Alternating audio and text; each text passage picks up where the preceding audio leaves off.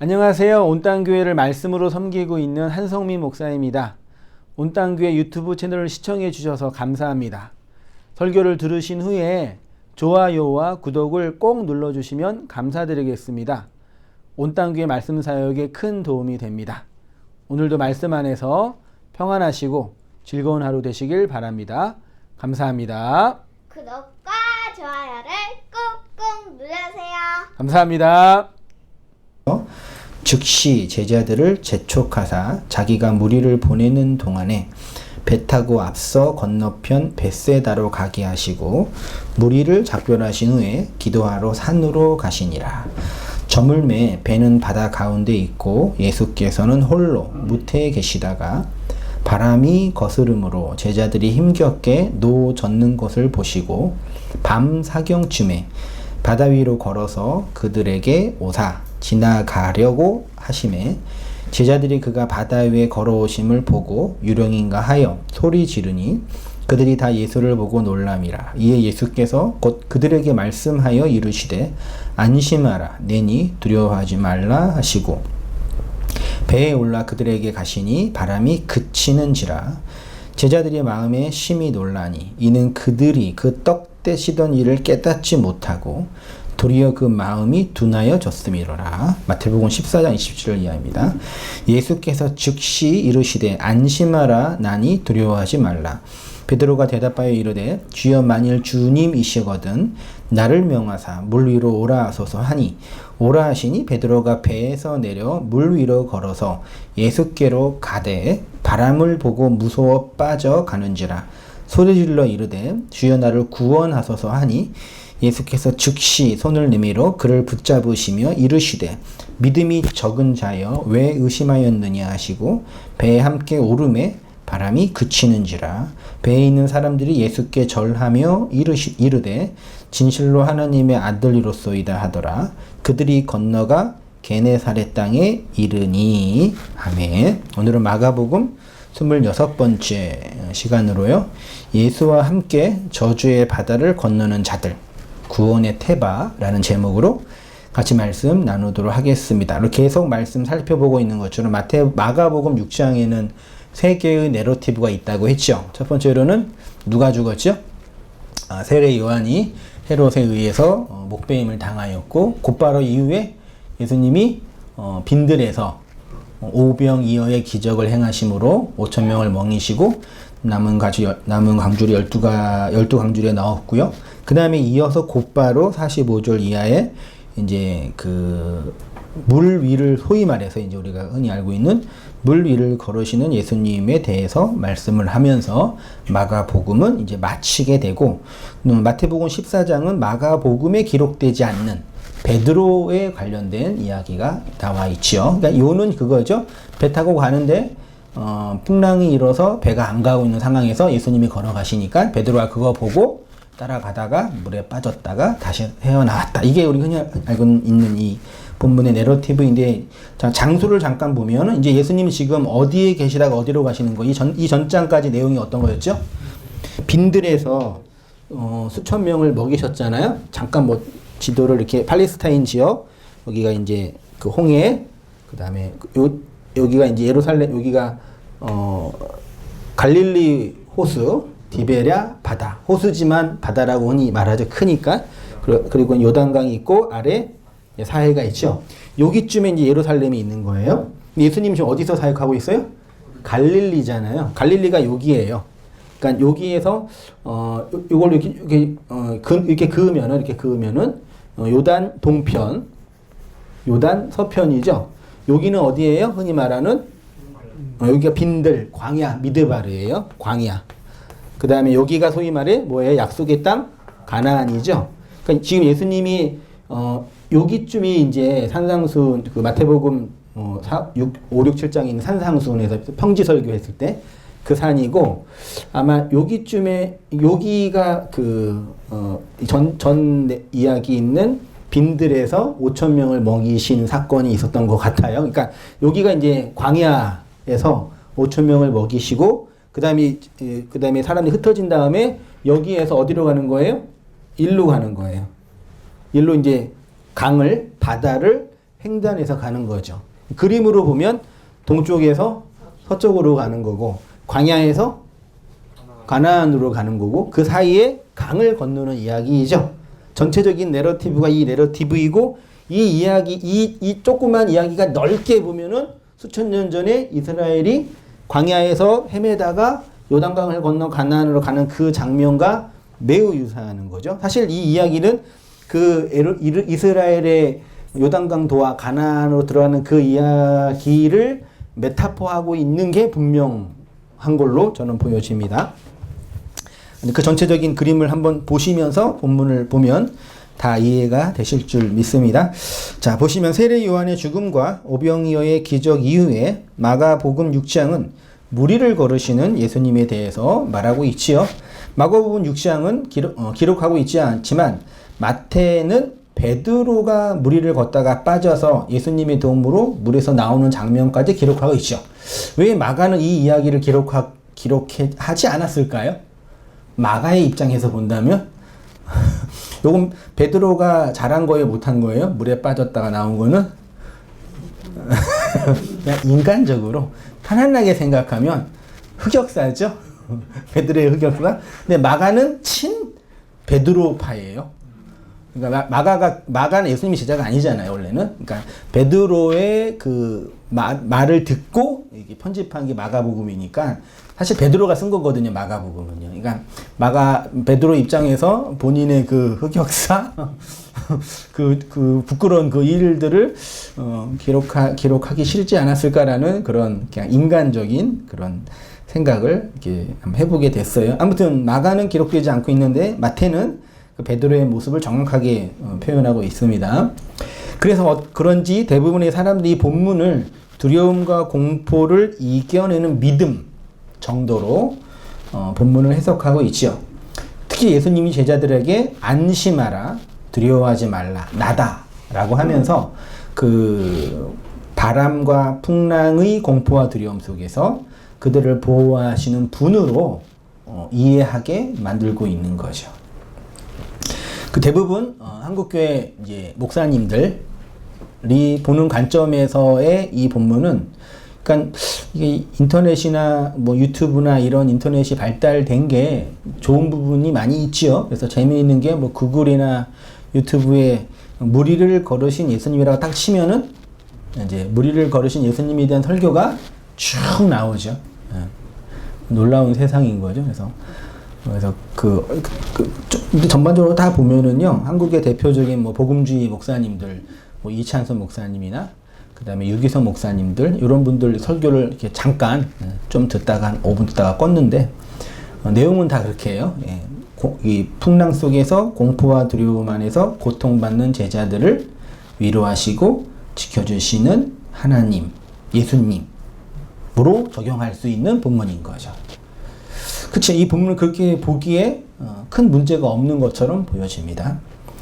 이러한 해석과 적용은 부분적으로 맞는다고는 할 수 있지만 무리를 걸으시는 예수님의 모습은 보다 근본적인 교회의 구원의 본질, 하나님의 구속의 핵심을 이제 설명하고 있는 것이라고 보여지죠. 자, 고대인들에게 있어서 불의 개념은 빛과 열을 제공해주는 은혜로운 힘이면서 치명적으로 모든 것들을 태워버리는 파괴의 힘으로 이해했던 것처럼 물도 한편으로는 생명을 주고 해가를 주는 것이면서도 다른 한편으로는 두렵고 위협적인 이중성. 왜요? 물에 의해서 모든 게 떠내려내라. 이번에도 중국 홍수 보니까 막 다 떠내려가던데, 차도 가고 막 집도 떠내려가고요. 그러니까 물 없이는 못 사는데 그 물에 의해서 받은 공포가 있는 거죠. 물은 모든 생명을 잉태하는 창조의 자궁 역할을 하지만 또 한편으로는 인류를 파멸과 멸망으로 이르는 공포와 두려움의 대상이었죠. 실제로 인류의 모든 종교와 신화 속에는 물에 대한 공포와 두려움이 홍수설화로 다 있었어요. 그러니까 창세기 6장에 있는 홍수 이야기는 모든 인류에게 다 있었던 이야기예요. 모든 종교에 다 그 이야기가 다 있더라고요. 그래서 홍수설화는 하나님에 대한 하나님에 대한 두려움이면서 인간들에게는 떠칠 수 없는 트라우마자 공포죠. 또 홍수 나면 어떡하지? 다 죽을 텐데? 그래서 만든 게 뭐예요? 높이 올라가서 그 죽음을 면하자. 바벨탑 그 건설이 사실 이런 트라우마적인 그 공포에서 나온 거죠. 또한 고대인들에게 있어서 물은 공포와 두려움의 대상이면서 귀신이 거하는 처소 혹은 귀신이 사용하는 매개물이라고 여겨졌어요. 그러면서도 물은 인간의 병을 고친다거나 종교적인 정화의 기능을 한다고도 생각했지요. 무엇보다도 물이 모여서 강력한 힘을 가지고 있는 바다는 인류에게 경외와 존경심뿐만 아니라 공포와 두려움의 대상이 되었지요. 특히 바다를 통해서 생존해야 하는 어부들에게 있어서 그 바다는 단순히 밥 벌어 먹는 곳이 아니라 종교적 신전과 같은 곳이죠. 그래서 바다에게 밑보이면 돼요, 안 돼요? 그래서 뭐 어부들이 만선을 기대하는 마음으로 배 타고 나가기 전에 뭐 고사도 지내고 종교적인 제사도 하죠. 만선뿐만 아니라 바다의 풍랑으로부터 자신들을 그냥 옥황상제든 어떤 바다의 어떤 신들에게 밑보이지 않기를 바란다라는 이런 민간신앙 종교심이 다 있었잖아요. 그러니까 바다는 그만큼 인간들에게 있어서 그 어떤 신화적인 존재였죠. 창세기의 바다는 혼돈과 공허와 흑암이 가득한 곳이었고 재앙이 시작되는 곳이었습니다. 그래서 바다는 하나님을 대적하는 용과 귀신이 사는 곳으로 여겼죠. 실제로 고대 시대에는 이 세상이 둥근 게 아니라 평평했었잖아요. 배 타고 바다 끝까지 가면 어떻게 돼요? 떨어진다고 생각했으니까 멀리 못 갔단 말이죠. 그리고 바다에는 누가 살아요? 우리 동양에는 용황인가요? 용왕이죠. 그 용이잖아요. 그 바다에 용이 살아요. 네, 그래서 옛날 지도 보면은 바다에 용 그림이 있고 그러니까 그 용이라는 개념이 직접 봤기 때문이라기보다는 그 두려움과 공포, 그 미지의 공포, 그러니까 알지 못하는 대상에 대한 공포심에 대한 표현인 거죠. 재미있게도 구약 성도들에게 있어서 구원은 뭐냐? 물에서부터의 구원 혹은 바다에서부터의 구원으로 묘사되고 있습니다. 많이 있는데 몇 가지만 제가 간주로 넣었는데 이사야 보세요. 내가 물 가운데로 지날 때에 내가 너와 함께 할 것이라 강을 건널 때 물이 너를 침몰하지 못할 것입니다. 이건 물을 지나고 강을 건너는 어떤 메타포 알고 계시죠? 네. 그가 높은 곳에 손을 펴사 나를 붙잡아 주시며 많은 물에서 나를 건지셨도다. 밑에 각주 1번에 욥기의 고백을 보세요. 내가 바다니이까 용이니이까 주께서 어찌하여 나를 지키시나이까. 여기도 지킨다는 얘기는 이렇게 도와준다는 얘기가 아니라 뭐 간섭하고 힘들게 한다 그 뜻이니까 내가 하나님을 대적하는 용입니까? 그런 표현인 거죠. 시편도 너희 용들과 바다여 땅에서 여호와를 찬양하라. 특히 이사야 27장 1절 보세요. 그날에 여호와께서 그 견고하고 크고 강한 칼로 날렘뱀 리오야단 곧 꼬불꼬불한 뱀 리오야단을 벌하시며 바다에 있는 용을 죽이시리라. 이렇게 이제 이스라엘에게 있어서의 구원은 물로부터 바다로부터의 구원이다 라고 표현된 부분이 많이 있습니다. 오늘 본문에서도 바다 위를 걸으시는 예수님의 모습은 이렇게 저주의 바다에서 빠져 죽은 우리를 구원하시는 내용을 상징하는 거겠지요. 그런데 예수님이 이러한 모습은 이미 구약 성경에 예표되어 있었지요.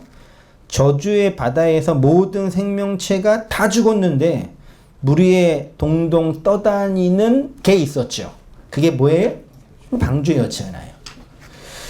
물 위에 걸어다시는 예수님은 이 온 세상이 물로 심판을 받을 때 그 위를 떠다니는 방주의 모습을 하고 있는 거죠. 실제로 노아의 방주 그 테바가 담고 있는 의미는 예수님의 육체라고 제가 누누이 자주 말씀드렸죠. 창세기 6장 5절 이하의 말씀 많이 알고 있는 말씀이지만 한번 보세요. 여호와께서 사람의 죄악이 세상에 가득함과 그의 마음으로 생각하는 모든 계획이 항상 악할 뿐임을 보시고 땅 위에 사람 지으셨음을 한탄하사 그 마음에 근심하시고 이르시되 내가 창조한 사람을 내가 지면에서 쓸어버리되 사람으로부터 가축과 기는 것과 공중의 새까지 그리하리니 이는 내가 그것들을 지었음을 한탄함이라 하시니라. 그러나 노아는 여호와께 은혜를 입었더라. 그때 온 땅이 하나님 앞에 부패하여 포악이 땅에 가득한지라 하나님이 보신즉 땅이 부패하였으니 이는 땅에서 모든 혈육 있는 자의 행위가 부패함이더라. 하나님이 노아에게 이르시되 모든 혈육 있는 자의 포악함이 땅에 가득함으로 그 끝날이 내 앞에 이르렀으니 내가 그들을 땅과 함께 멸하리라. 너는 고페로 나무로 너를 위하여 방주를 만들되. 누가 만들래요? 하나님이 노아한테 뭐 만들라고 그랬어요? 직접 하나님이 방주라는 히브리어로 테바라고 되어 있거든요. 방주를 만들라고 명하신 거예요. 이름까지 정해줬어요. 그 안에 칸들을 막고 역청을 그 안팎으로 칠하라. 내가 만든 방주는 이러하리니 길이는 300규빗, 너비는 50규빗, 높이는 30규빗이라. 거기에 창을 내되 위에서부터 한 규빗을 내고 그 문은 옆으로 내고 상중하 3층으로 할지니라. 홍수를 땅에 일으켜 무릇 생명의 기운인 모든 육체를 천하에서 멸절하리니 땅에 있는 것들이 다 죽으리라. 이렇게 이제 물론 이제 하나님이 이 창세기는 모세가 기록한 거지만 하나님이 오래전에 노아로 하여금 뭐 만들라고 그랬어요? 그냥 적당한 배 만드는 얘기 아니라 직접 테바라고 되어 있어요. 테바를 만들라라고 명하신 거죠. 자, 온 세상에 가득한 물은 죄와 악이 가득한 이 아래의 세상을 상징하는 것뿐만 아니라 땅으로서의 인간 존재 자체와 죄와 악이 가득한 그 현실을 반영하는 것이에요. 이사야는 이러한 인간의 상태를 더러운 것을 솟구쳐내는 바다. 인간이 뭐라고요? 바다래요. 근데 그 바다에 뭐가 나와요? 더러운 게 나온대요. 이사야 50장 20절. 그러나 악인은 평온함을 얻지 못하고 그 물이 진흙과 더러운 것을 늘 솟구쳐내는 요동하는 바다. 그래서 성경은 이렇게 바다를 매우 이렇게 부정적인 것으로 이렇게 내포하고 있죠. 이로 말미암아 모든 경건한 자는 주를 만날 기회를 얻어서 주께 기도할지라. 진실로 홍수가 범람할지라도 그에게 미치지 못하리라. 이렇게 바다는 우리의 죄와 악, 부패와 폐역을 상징합니다. 근데 3페이지입니다. 이 죄악의 바다 위로 뭐가 떠 있어요? 네, 방주가 떠다니고 있죠. 그리고 그 방주 안에 있는 사람만 구원 받았죠. 예, 다 알고 있는 사실이죠. 이 방주를 히브리어로 뭐라 그런다고요? 예. 테바인데, 이 테바를 우리는 흔히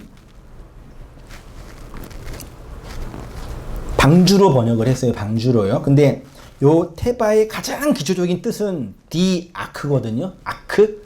요 아크가 영어로 뭐냐면 그냥 상자. 예, 기본적인 그냥 상자예요. 뭐 담는 상자, 뭘 집어넣는 상자. 그거를 이제 영어는 이제 그 한글은 이제 방주로 번역했죠. 방주. 요거를 영어 성경으로 보면 The Ark of the Covenant야. 직역하면 그 언약의 The Ark, 그 상자. 혹은 그 언약의 그 아크를 배로 번역하면은 그 언약의 그 배. 자, 언약의 배로 번역을 하면 노아의 뭐가 돼요? 방주. 또 똑같이 쓴 단어가 모세의 갈대 상자. 모세라 이름 뜻 자체가 물에서 건져낸 자잖아요. 근데 그때 건져낸 그 물이 그 아크, 그 테바예요.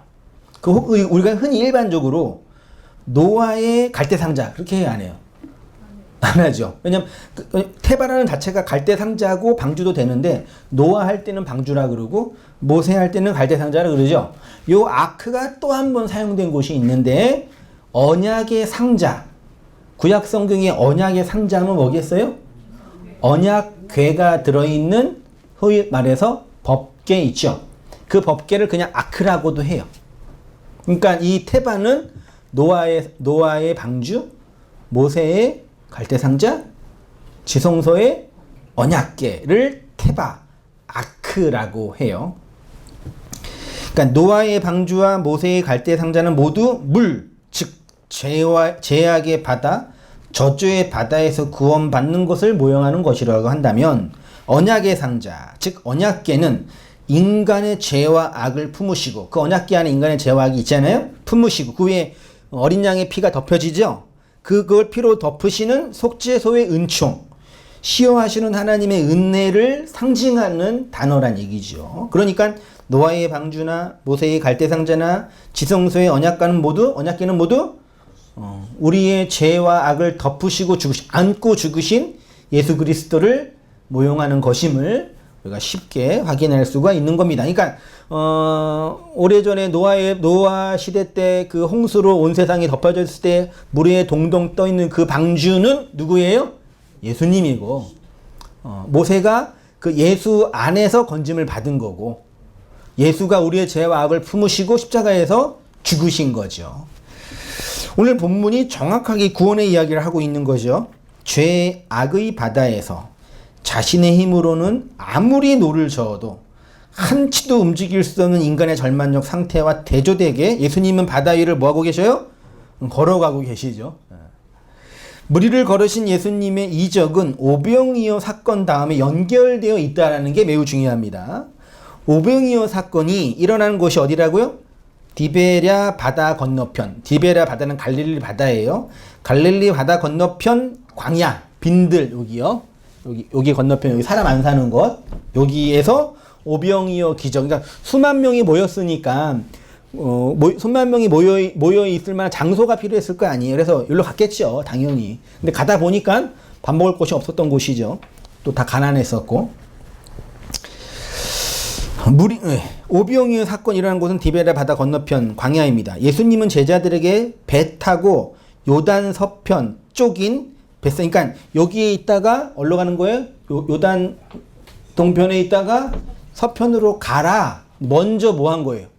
니네 먼저 가, 그런 거죠. 니네는 배 타고 가, 나는 알아서 갈게, 그런 거예요. 그러니까 먼저 보낸 거예요. 예수 없이 먼저 간 거예요. 그러니까 어떤 상황이냐면 요단강 동편에서, 광야에서 오병이어 기적이 일어나고 제자들에게 다시 강을 건너 서쪽으로 가게 하셨다라는 것입니다. 요단 동쪽 광야에서 요단강 서쪽 가나안으로 들어가는 그림은 이스라엘의 구원의 여정과 똑같은 거죠. 여러분, 성전과 성막의 문이 어디에 있어요? 동쪽에 있어요, 서쪽에 있어요? 동쪽에 있잖아요. 그래서 그림을 그리면 요게 성막이 성전이에요, 사실은요. 요게. 그래서 그림 그리면 이렇게 돼 있는 거죠. 그렇죠? 여기 문이 있고, 여기 번제단, 성소가 있고, 지성소가 있는 거죠. 여기가 광야라 그러거든요. 약속에 따라 들어, 여기가 이제 가나안이 되는 거고. 그렇게 많이 얘기했었죠? 네. 밖에서 안으로 동에서 서쪽으로 들어가는 거예요. 그래서 안에 들어가서 여기에서 시온자의 은혜, 속죄에서의 은혜를 경험한 자가 나와, 에크나와 아포스텔로스로 나가는 걸 이제 사도, 교회라고 표현 드렸던 거죠. 아무튼 뭐 그렇게 되어 있습니다. 그러니까 지금 이 그림은 광야에서, 즉 동쪽에서 요단강을 건너서 가나안으로, 약속의 땅으로, 서쪽으로 들어가는 이스라엘의 모습을 축약하여 반복해 설명하는 거예요. 그러니까 오병이어 사건은 광야 40년 동안 만나를 먹었던 이스라엘의 모습을 축약하는 거예요. 만나가 하늘에 내려온 떡이잖아요. 그걸 예수님이 말씀한 거죠. 그 이후에 이제 가나안으로 들어가야 하는데 들어가는 과정의 내용을 또 설명하시는 거죠. 지금 제자들은 약속의 땅 가나안으로 가기 위해서 죄악의 바다를 건너는 겁니다. 근데 거기에는 아무리 노력하고 애써도 배가 움직이지 않았다는 얘기죠. 여기 말이 안 되죠. 이건 좀 말이 안 되죠. 가던 길 1년만 가도 알아서 가요, 못 가요?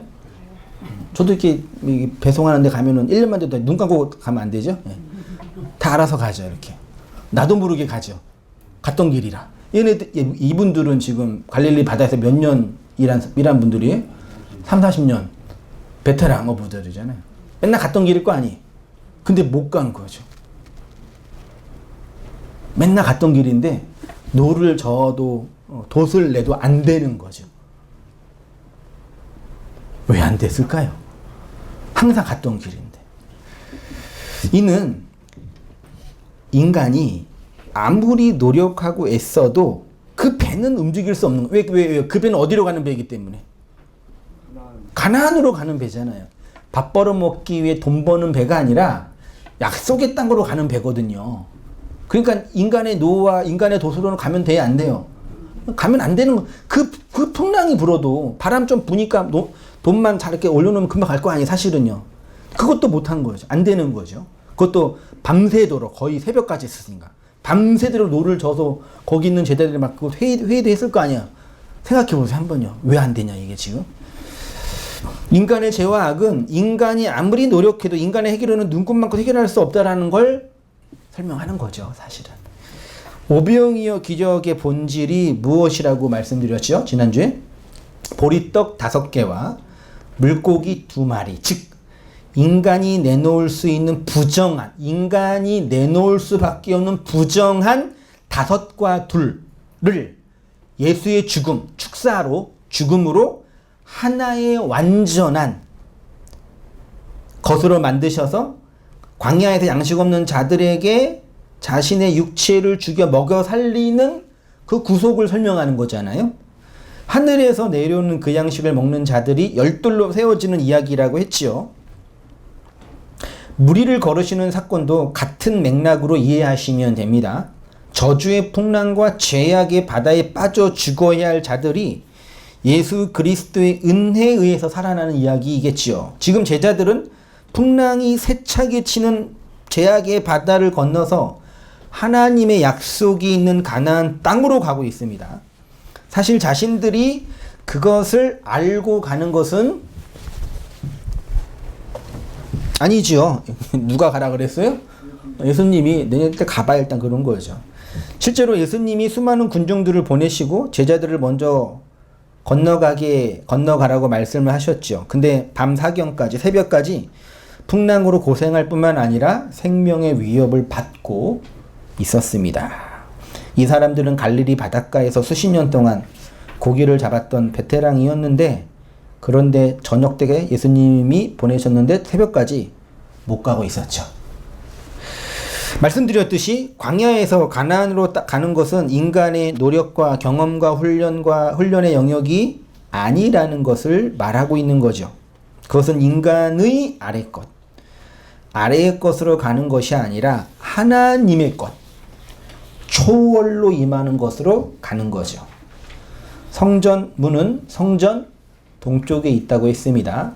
그래서 성전 안으로 들어가는 자는 동쪽에서 광야에서 서쪽으로 가나안으로 들어가는 거죠. 동에서 서로 가는 것은 광야에서 가나안으로 들어가는 것이고 그거는 죄와 악이 부패한 인생이 하나님의 은혜와 은총의 자리로 들어가는 것인 거죠. 그래서 인간의 노력과 의지가 조금이라고 더해져서 갈 수 있는 곳이 된다면 그건 하나님의 은혜가 아닌 거잖아요. 하나님의 은총의 본질은 인간의 모든 의와 행위가 삭제당하여 오직 하나님의 의와 영광만 드러나는 것이죠. 그러니까 풍랑이는 바다는 동쪽에 서쪽 광야에서 가나안 땅으로 들어가는 풍랑이는 바다, 죄악의 바다는 어디에 있는 것일까요? 풍랑이는 바다는 어디에, 이 바다를 지나가야 되잖아요. 이 바다는 어디에 있는 거예요? 그렇죠. 이 바다가 이 세상이 고해라고 할 때 그 풍랑이는 바다라고 한다면 그러면 이제 이 세상의 어려움을 극복해주는 하나님으로만 이해하면 되잖아요. 근데 그것도 그럼 풍랑이는 세상의 어려운 고해이지만 성경이 정말 우리에게 그 너가 지나가야 할 그 풍랑의 바다는 이 바깥에 있는 세상이 아니라 우리가 당연히 지나가야 할 내 안에 있는 영역이라는 걸 잊어서는 안 돼요. 그렇게 되면은 베드로처럼 돼요. 이해 말씀드릴게요. 그렇게 되면은 광야에서 예수님을 임금 삼으려고 했던 그 군중들처럼 돼요. 제자들이 더 이상 아무것도 할 수 없는 그때, 풍랑으로 인해서 공포와 두려움이 가득할 그때 저주의 바다를 걸어오시는 예수님을 봤습니다. 예수님이 두려워하는 제자들에게 뭐라고 하셨죠? 안심하라, 내니 두려워 말라 라고 하시면서 51절의 마가는 이러한 제자들의 상태를 광야에서 오병이어를 먹었던 떡에 대한 것과 연결해서 설명하고 있어요. 배에 올라 그들에게 가시니 바람이 그치는지라. 제자들의 마음에 심히 놀라니 이는 그들이 그 떡 떼시던 일을 깨닫지 못하고, 오병이어에서 떡을 주셨던 그 이야기의 본질이 지금 무리를 거르시는 예수님의 사건과 똑같다는 얘기인데, 앞에 있었던 오병이어의 사건의 떡 이야기가 뭔지 모르니까 지금도 이렇게 있다라고 마가가 재해석하는 거예요. 그 이유 중에 하나를 떡 떼시던 일을 깨닫지 못하고 도리어 마음이 어떻게 됐대요? 요 마음이 둔하다가 포로라는 단어인데요. 이렇게 딱딱하게 굳다, 완고하게 되다 그런 뜻인데, 이게 인식론으로 본다면 원래 인간의 마음은 하나님을 감지하거나 인식할 수 있는 존재가 아니잖아요. 그치요? 그래서 밖에서부터 들어오는 어떤 효과에 의해서만 자신의 마음이 이렇게 진리를 보거나 이해할 수가 있게 되는 거거든요. 그렇지 않은 상태를 포로, 마음이 둔하여지다, 완고하게 된다라고 표현하고 있어요, 성경은요. 저는 공포와 두려움 속에 있는 제자들과 물에 빠진 베드로의 모습이 마치 광야에서 떡을 떼고 떡을 먹고 예수님을 임금 삼으렸던 군중들의 모습과 똑같다고 생각이 돼요. 군중들은 자신들이 먹었던 그 양식이 자신들의 육의 욕망을 채워줄 수 있는 양식이라고 믿었기 때문에 그거 주신 예수님을 뭘로 만들려고 그랬어요? 임금으로, 왕으로 만들려고 했잖아요. 저분 보니까 능력이 많으시네. 그래, 그 능력으로 내가 원하는 것 이룰 수 있겠네. 그러려면 그분이 뭐가 돼야 돼요? 왕이 돼야 되네. 그건 결국은 내가 왕이 되겠다는 심보라고 말씀드렸잖아요. 그래서 오병이어 기적을 행하신 예수님을 자신들의 욕망을 확장해줄 임금으로 만들려고 했던 거죠. 이는 예수가 준 기적의 양식을 먹으면 내가 이 세상에서 왕이 될 수 있다라는 보이지 않는 그들의 믿음인 거죠. 이적과 기적을 행하는 예수님을 보니까 내가 원하는 거, 내가 소원하는 거, 그것을 들어줄 수 있겠네. 그렇게 본 거예요. 완전히 예수님이 가르치셨던 의도와는 정반대로 이해했던 거죠. 이렇게 예수님을 이해했던 군중들을 떠나서 예수님이 다시 산으로 갔는데 요 군중들의 모습이 누구에게도 반복돼요? 제자들이지만 특히 베드로에게. 마태복음 14장 27절, 요거는 마태복음이에요. 마가에는 없어요. 예수께서 즉시 이르시되 안심하라 내니 두려워하지 말라. 베드로가 대답하여 이르되 주여 만일 주님이시거든 나를 명하사 무리로 오라 하소서 하니 오라 하시니 베드로가 배에서 내려 물 위로 걸어서 예수께로 가되 바람을 보고 무서워 빠져가는지라 소리질러 이르되 주여 나를 구원하소서 하니 예수께서 즉시 손을 내밀어 그를 붙잡으시며 이르시되 믿음이 작은 자여 왜 의심하였느냐 하시고 배에 함께 오름에 바람이 그치는지라. 그 무지하고 마음이 둔한 군중들의 모습이 베드로에게도 나타나고 있는데 처음에 유령인지 알았는데 자세히 보니까 예수님이었죠. 그래서 베드로가 그 예수를 보고 뭐라 그랬어요? 나도 물 위를 걸어갈 수 있겠네. 누구를 통해서? 이게 어떤 태도인지 잘 한번 생각해 보세요. 제가 이 모습을 군중들의 모습이랑 비슷하고 표현한 게 어떤 건지 여러분 간파하셔야 돼요. 예수님이 물에 빠진 베드로를 보면서 믿음이 작은 자야 그랬죠. 성경에서 믿음이 작은 자는 없어요. 믿음이 없는 자예요. 믿음이 없는 자다. 근데 베드로는 믿음이 있었어요, 없었어요? 있었잖아요. 어떤 믿음? 예수님 믿으면, 예수님이 명하시면 내가 갈 수 있다라는 믿음이 있었잖아요. 근데 예수님은 그거를 믿음 없는 거라고 말하고 있어요. 보세요. 예수님은 어떤 의도로 믿음이 작은 자요, 믿음이 없는 자요 라고 비난하셨을까? 정말 바람과 풍랑을 보고 두려워하는 베드로를 꾸짖는 말씀이었을까? 너는 나만 보고 나만 믿으면 되는데 나를 보지 않고 뭘 봤기 때문에? 본문 잘 보세요. 29절에 오라시니 베드로가 배에서 내려 물 위로 걸어서 예수께로 가되 뭘 봤어요? 바람을 보고 무서워서 빠져가는지라. 지금 베드로의 잘못은 뭐예요? 예수님만 쳐다보고 가야 되는데 뭘 봤어요? 바람을 봤단 말이에요. 그래서 예수님이 넌 나만 쳐다봐야지 왜 바람을 봐? 믿음이 적은 자 그것처럼 보이잖아요. 그렇죠? 요 해석을 뛰어넘어야 돼요. 그러니까 이걸 보면서 지금 베드로의 잘못은 예수님만 쳐다보고 가야 되는데 왜 믿음이 없이 세상을 보냐 이 얘기죠. 그렇게 적용하잖아요. 우리가 누구만 쳐다봐야 돼요? 예수님만 쳐다보고 세상을 보면 돼야 안 돼요? 이 세상의 뭐 권력, 돈을 보면 돼야 안 돼요? 오직 주님만 쳐다보고 가야 된다. 지금 베드로의 잘못은 그 주님만 안 쳐다보고 세상을 봤기 때문에 무서워서 물에 빠진 거다. 그러니 우리도 주님만 쳐다보자 이렇게 적용하잖아요. 그렇죠? 되게 설교자로서 적용하기 되게 좋은 본문이에요. 큐티하기 매우 좋은 본문이에요. 이런 거는. 여기 되게 종교에서 이게 묵상하기 되게 좋은 본문이에요. 근데 오늘 우리는 온 단계 성도는 요 정도 가지고는 안 되죠. 이거 뛰어넘고 더 넓은 세계를 봐야 돼요. 더 넓은 세계를. 45페이지입니다. 베드로의 믿음 없는 행동의 본질이 뭐냐 이게요.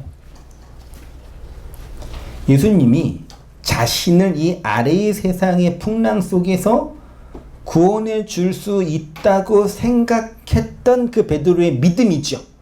그게 광야에서 군중들이 예수님을 임금으로 삼으렸던 그들의 믿음과 같은 거예요. 네. 예수님은 베드로가 걸어오면서 물에 빠질 거를 알았을까요? 몰랐을까요? 알았죠. 베드로가 예수님 나 좀 가볼게요 그런 거죠. 저것 봐라. 이것 봐라. 그래? 와봐. 그런 거죠. 내용을 보자면 그러니까 의도하신 거죠. 예수님이 군중들의 떡을 주면서 자기를 임금 삼을 걸 알았을 거 아니에요. 이 떡 먹고 어우 주님은 메시아입니다. 그리고 헷가닥 변했겠어요? 그럴 걸 기대했겠냐고요. 예수님이요.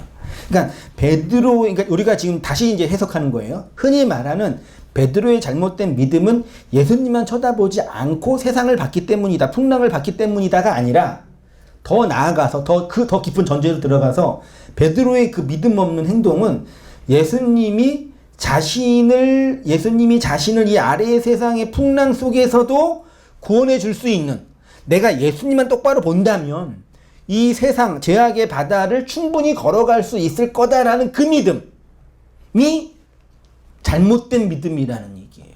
제 해석으로는요. 군중들이 광야에서 오병이어의 기적의 떡을 먹으면서 임금 삼으려고 했던 그 심보, 마음의 상태와 이 베드로의 마음의 상태는 똑같습니다. 성도의 구원 여정은 예수님을 믿으면서 이 풍랑 있는 죄악의 바다를 굳건한 믿음으로 걸어가는 게 그 풍랑이 밖에 있는 풍랑이 아니기 때문에 그러는 거예요. 이 세상이 고해지요. 고해 맞죠. 사는 게 얼마나 더 힘들어요. 좀 여유라도 있고 돈이라도 있으면 좀 살만한 세상이긴 하지만 그래도 또 그걸로도 만족하지 못하죠. 인간이라면요. 그러니까 이 세상이 인간이 감지하고 인식하는 것조차로 볼 때도 진짜 고통의 바다예요. 그렇죠? 근데 본문이 예수님이 말하는 이 세상의 고해라는 거는 이 세상에 살기 힘들다 그 개념 정도가 아니라 성도 안에 인간 안에 있는 그 무서운 바다 짐승 용들이 우글거리는 그 인간의 심연의 그 상태를 바다라고 보는 거란 말이에요. 그걸 지나야 된다고 얘기하는 거예요. 그거를 예수님만 믿고 쳐다보고 갈 수 있는 게 아니란 얘기예요.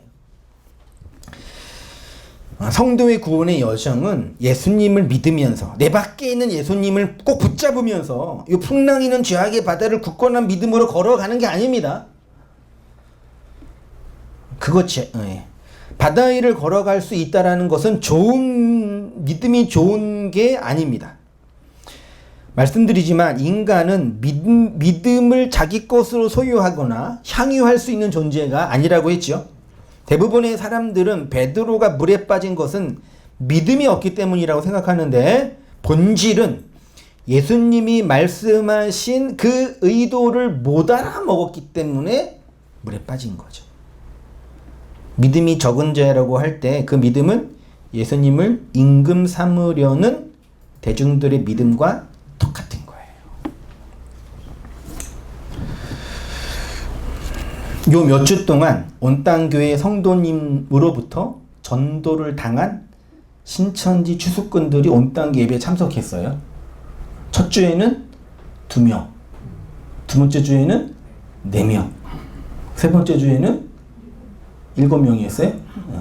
이 떼거지로 와셔가지고, 아니 코로나 이 시국에 교회를 안 나오는 분위기가 가득한 시대에 오시니까 얼마나 제가 반가웠겠어요. 그러니까 우리 권사님이 이렇게 전철 타고 집에 가시다가 이게 제 원고를 보고 가시는 거죠. 가는데 옆에 있는 한 분이 그 뭐냐고 그러니까 또 얼마나 또 자랑하셨겠어요. 우리 목사님 설교 되게 은혜롭게 하시는 분인데 너무 좋다고. 그 전도를 당한 거죠. 그래서 이제 어떻게 해가지고 온 거죠. 얼마나 또 기뻐요. 전도를 해가지고 사람이 오니까요. 첫 주는 그렇게 1명, 2명 오시고 8명 오셔서 이제 모르는 척하고 이제 같이 이제 뒤에 가서 토론 겸 얘기를 했는데, 이 얘기 저기 다 들으면서 다 했는데 뭐 뻔하죠. 뻔한데 결론은 그거. 제가 내는 결론은 한마디로 말하면 그 사람들은 구원적 신념이 너무 강했어요. 자신들의 믿음이 너무도 강해서 예수님은 필요 없어요. 그래서 구원론을 얘기할 때 인간의 확신으로 구원받는 게 아니에요. 그러니까 되게 당황스러운 거죠. 본인들은 확신하려고 이렇게 공부도 하고 그 눈에 보이는 그 실상을 드러내기 위해서 14만 4천이 만들어져야 되고. 그러니까 아주 그 믿음이라는 걸, 초월적인 믿음이라는 걸 눈에 보이는 현상으로 이렇게 시각화하기 너무 잘하는 거죠. 그러니까 그 오병이어 사건에서 대중들의 심리에 예수님을 임금 삼으려는 그 태도는 예수를 교주화하려는 태도와 똑같은 거거든요. 자신들의 욕망을 투영하는 그 똑같은 상태예요. 참된 종교는 사람을 그리스도에게로 인도하는 것이지, 믿음을 가장한 인간의 신념, 인간 목사나 교주에게로 이끄는 게 아닌 거죠. 그러니까 자신의 믿음과 신념이 너무 강한 거예요. 이런 거죠. 베드로 그까이 거. 베드로는 물에 빠졌지만 난 안 빠져. 이런 거죠. 놀라운 그 종교적 그 초월적 능력인 거죠. 그를 현대 의학 용어나 심리학 용어로 말하면 뭐라 그래요? 과대망상이라는 거예요. 내가 신의 계시를 받았다. 나는 특별한 능력을 받았다. 본인이 보혜사라고 하니까. 그게 라캉이나 프로이트에 의하면은 과대망상 그런 거예요. 혹시 진짜 메시아면 어떡하죠? 걱정이 되긴 돼요. 혹시. 근데 예수님이 다시 안 온다, 그렇게 오신다고는 안 했잖아요. 그렇죠? 그럼 가짜라 그랬잖아요. 그럼 아니네요.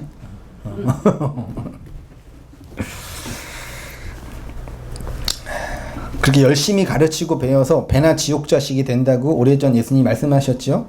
이러한 것이 바로 예수님이 그렇게 피하고 싶으셨던 군중들의 믿음이고, 믿음 없다고 꾸중하신 베드로의 믿음이었던 거죠. 그래서 교회 역사 속 이단들의 구원론과 종말론은 반드시 물리적이고 현세적이고 감각적으로 환원된, 눈으로 보이는 것인 거예요. 그래서 눈으로 보이게 항상 만드는 거죠. 예수님이 언제 온다? 몇 명이 차야 된다? 그게 사람들을 움직이는 힘이니까요. 몸의 부활을 육체의 부활로 믿고, 그 종말의 날 때 지금 현실 안에 살고 있는 나를 정확히 인지하지 못한 과대망상적 현상이 일어난 이유가 이 때문인 거죠. 이런 상태에 있는 제자들에게 오셔서 예수님이 뭐라고 하시냐면 안심하라 내니 두려워 말라 그랬죠. 이게 헬라어로 에고 에이미예요. 이 에고 에이미를 히브리어로 고쳐서 말하면 뭐예요?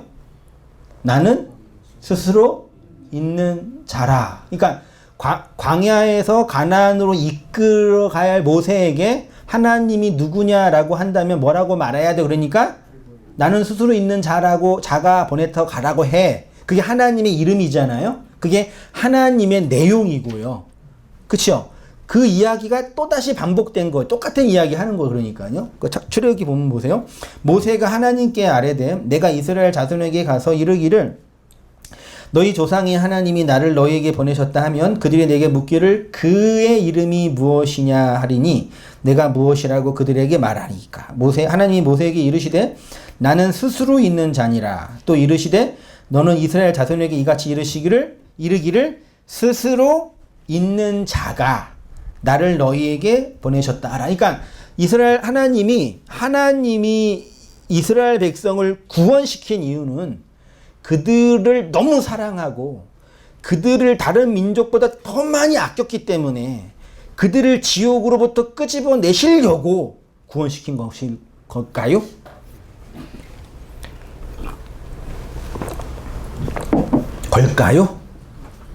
그렇게 이해하는 분들이 이스라엘 분들이에요. 그게 선민 의식이죠. 그게 어느 부분에서는 틀렸다고 말할 수는 없어요. 그렇죠? 근데 하나님 입장에서 이스라엘 백성을 택하시고 그들을 애굽에서 구원하여 광야를 거쳐서 가나안으로 들여보내신 것은 단지 그들을 구원해 준다라는 그런 보편적인 개념뿐만 아니라 보다 중요한 내용이 있어요. 뭐예요? 하나님 자신을 그들에게 뭐 하시는 거예요? 알리시는 거예요. 이 세상에 하나님이 누구인지 아는 사람 한 명도 없는데 그 하나님의 존재를 아는 자들, 하나님 자체를 그들에게 주기 위해서 이러한 구속의 역사, 구원의 과정을 펼치신 거예요. 여러분 잘 들어보세요. 진짜 중요합니다. 그러니까 인간이 하나님을 안다라고 한다는 얘기는 그냥 성경 공부하고 신학 공부에서 객관적으로 하나님은 A, 하나님은 B, 하나님은 C 이렇게 명제로 아는 건 사실 아는 게 아니지요. 그거는 그냥 공부해서 정보를 얻는 거죠. 하나님을 안다는 전제는 뭐냐면 하나님이 우리를 알리기 위해서 구속의 과정을 펼치시잖아요. 아니 애굽에서 광야를 거쳐서 가나안으로 집어넣으시잖아요.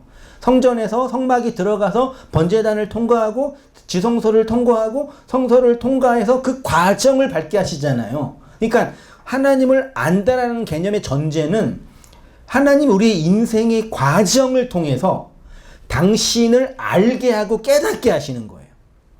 그게 구속의 과정을 그때 펼쳐지는 거거든요. 그러니까 나는 스스로 있는 자라고 할 때 그 개념은 뭐냐면 이제 내가 너희에게 내가 누군지를 이제 설명할 거야.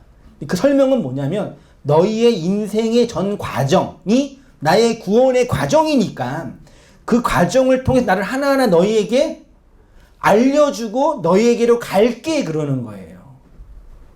요거는 되게 중요한 지점이에요. 신앙생활이 단지 내가 원하고 내가 소원하는 그 무엇을 들어주는 것, 심지어 내가 원하는 천국에 가고 내가 원하지 않는 지옥에 안 가는 것 정도라고 한다면 이런 하나님 필요 없지요. 필요 없잖아요. 돈 주고 사면 되잖아요. 하나님이라는 분이 나한테 필요한 거는 그냥 나를 지옥에 안 보내주면 돼. 그러면은 그냥 지옥에 안 보내주는 그 하나님만 믿으면 되잖아요. 근데 성경이 말하는 그 엘로힘, 여호와 하나님은 에고 에임이 스스로 있는 그 예수님은 우리에게 그런 구원 정도 주시는 분이 아니라 우리의 인생 전체를 통해서 당신 자신의 그 무엇을 알려주고 계시해주고 가르쳐 주시는 분이라니까. 그래서 구원의 전 과정을 통해서 성도에게 남는 것은 하나님의 이름이에요.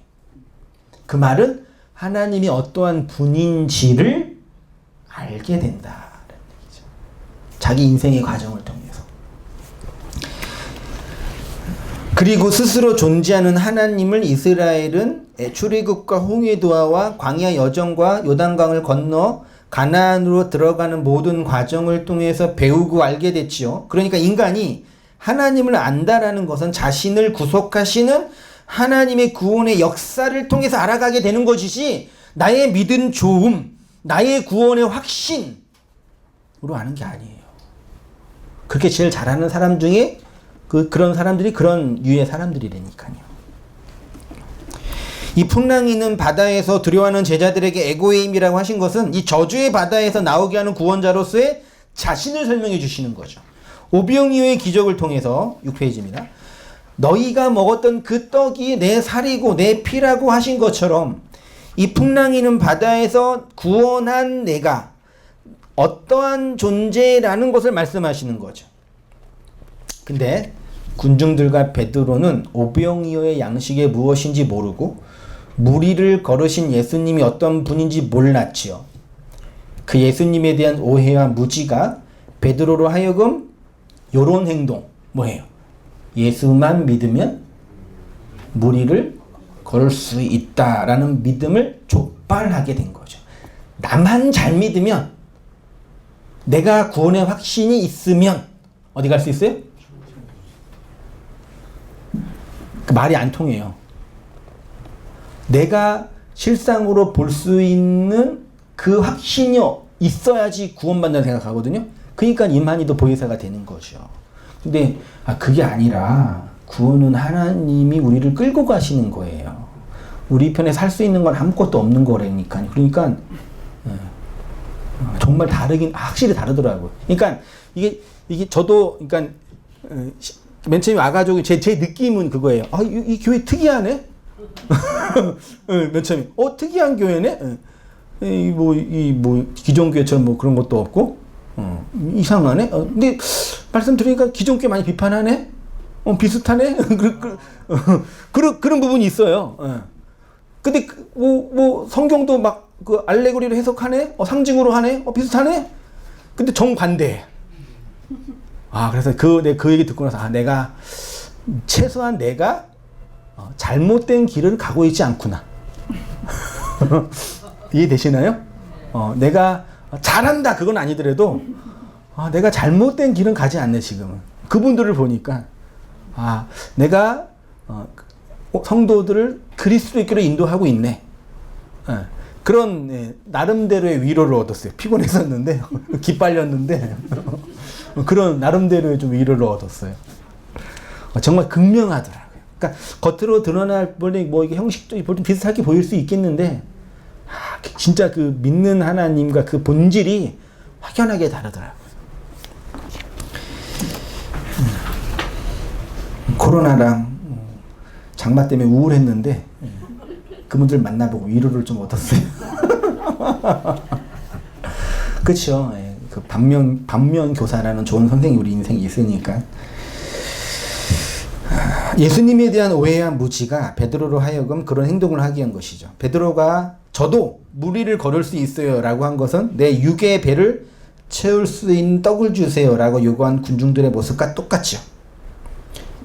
하나님을 눈에 보이는 실상으로 만들어 주세요 라고 한 그들의 주장과 똑같은 거죠. 예수님을 내 육체의 배를 채울 수 있는 분으로 보면 임금으로 만들게 되고, 이 세상의 공포와 두려움에서 구원시켜줄 분으로 보면 죄악의 바다에서 빠져 헤맬 수밖에 없는 것이 되는 거죠. 하나님을 대하할 때 구세주, 구원주가 아닌 이 세상의 가치나 영광을 높여줄 그런 존재로 생각하는 것 자체가 저주의 물에 빠져 죽는 것임을 말하고 있습니다. 예수께서 즉시 손을 내밀어 그를 붙잡으시며 이르시되 믿음이 작은 자여 왜 의심하였느냐 하시고 배에 함께 오름에 바람이 그치는지라. 놀랍지 않나요? 혼자 막 이렇게 찡찡댈 때는 풍랑이 계속 일어서 생명의 위협을 당했는데 예수님과 함께 배에 올라타니까, 방주 안으로 들어가니까 의도적으로 바람이 그쳤대요. 배에 있는 사람들이 예수께 절하며 이르되 진실로 하나님의 아들로소이다 하더라. 그들이 건너가 어디요? 게네사렛 가나안에 이르니라. 다시 번역하면요. 약속의 땅에 아니라 어디를 지나서요? 풍랑의 바다를.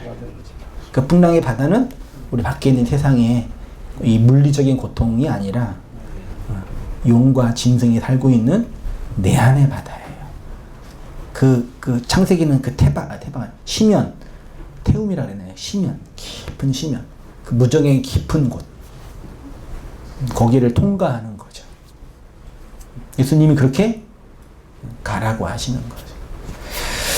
그렇게 물에 빠져 있는 베드로에게 손을 내밀어 잡아주셨습니다. 그리고 32절에 배에 함께 오름에 바람이 그치는지라고 합니다. 예수가 저주의 바다를 지나고 있는 그 배 안에 함께 오르자 그들에게 임하였던 풍랑이 그치게 되고, 그리고 그 예수를 하나님의 아들로 진리로 받아들여 그 방주 안에 들어가니까 그들이 건너는 땅, 진리의 땅에 이르게 된 거죠. 이 죄악의 바다, 저주의 물을 건너는 것은 인간의 강력한 믿음이나 헌신된 행위나 의도된 노력이 아니라 예수와 함께 탄 그 배, The Ark of the Covenant, 언약의 상자, 진리의 상자, 은혜의 상자 안에 있을 때 가능한 거죠. 그 위를 그리스도의 보혈로 덮으셔서 하나님이 우리의 죄를 안 보시는 그 현장이 쉬운 자, 은혜의 자리라고 하잖아요. 그러니까 모든 인본주의 종교나 율법주의 종교는 그 하나님의 은혜는 자기의 의를 확장하는 에너지에 불과한 거예요. 그러니까 되게 중요한, 은혜를 부정하지 않아요. 은혜를 부정하지 않아요. 근데 그 은혜가 뭐냐? 나 인간의 의를 확장하고 인간이 먹고 사용할 수 있는, 나를 살찌게 하는 것으로 사용하는 거예요. 이 인본주의 종교와 율법주의 종교의 본질이 그거라니까요. 그러니까 하나님의 은혜의 종교는 나가 그 안에서 부정함과 부패함으로 드러나고 폭로되는 거죠. 그러니까 되게 놀라워요. 이 개혁주의라고 하는 이 개신교의 5대의 강령 다 아시죠? 튜울립, 인간의 전적인 타락, 하나님의 주권적인 선택, 그리스도의 제한적인 속죄, 하나님의 불가항력적인 은혜, 성도의 견인, 이게 다 뭐예요? 하나님의 주권과 인간의 무능함이에요. 칼빈과 루터나 아더 핑크나 이런 걸출한 개혁주의 신학자들이 그 카톨릭과 비비는 나면서 싸우면서 뭐 정립한 은혜의 교리라니까요. 말로는 다 이렇게 믿어요. 진짜. 근데 거기에다 이런 인간의 행위가 삭제당하고 인간은 하나님을, 예수를 임금 삼으려는 그 욕망이 가득하다고 말하면 기분을 나빠하더라고요. 차라리 그럴 바에는 신천지가 더 나아요. 네? 그 사람은 실제로 정말 놀라요. 자신들의 믿음을 강화하는 거라니까요. 그걸 강화하려고 뭐 해요? 공부하고, 암기하고, 시험 보고, 집단 생활하고. 뭐 하려고? 자신들의 믿음을 강화하려고요. 그게 가장 좋은 방법이에요. 인간의 것을 강화하기에는요. 그거 조금 하는 데가 개신교라니까요. 제자 훈련하고, 사람들 모으려고 전도대회하고. 그러니까 거기에 좀 이렇게 맛을 못 느꼈던 사람들이 좀 센 맛, 강한 맛 느끼려고 가는 거예요. 온당교회는 통해요, 안 통해요? 완전 딴 얘기를 하니까. 겉들어 볼 때는 아닌 것처럼 보이는데. 그렇게 제약의 바다, 저주의 물을 건너는 것은 우리의 강력한 믿음이나 헌신된 행위나 노력이 아니라 예수와 함께 탄 그 배, 그 진리의 상자, 은혜의 상자 안에 있을 때 가능한 거죠. 그런 자가 몇으로요? 8로 구원받아. 8, 안식 후 첫째 날. 그게 재창조예요. 재창조는 거듭남이에요. 그거를 아나스타시스, 부활이라고 하는 거예요.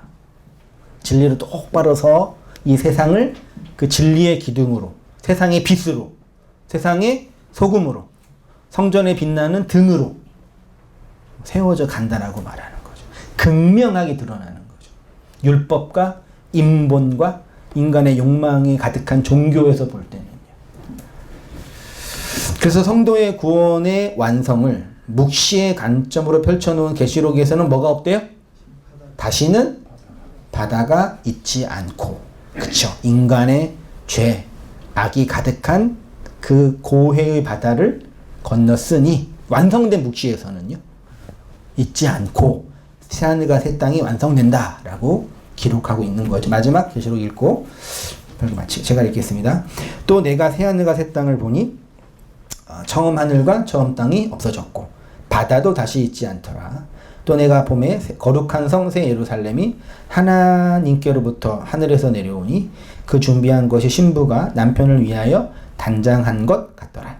내가 들으니 보좌에서 큰 음성이 나서 이르되 보라 하나님의 장막이 사람들과 함께 있으며 하나님이 그들과 함께 계시리니 그들은 하나님의 백성이 되고 하나님은 친히 그들과 함께 계셔서 모든 눈물을 그 눈에서 닦아주시리니 다시는 사망이 없고 애통하는 것이나 곡하는 것이나 아픈 것이 다시 있지 아니하리니 처음 것들이 다 지나갔음이더라.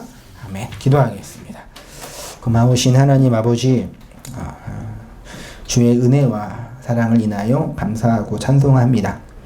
물이 주는 공포와 두려움에서 진리가 주는 은혜와 은총을 배우게 하시고 불이 주는 공포와 두려움 속에서 진리로 거듭나게 하시는 하나님의 성령을 경험하게 하시고 맛보게 하시니 감사합니다.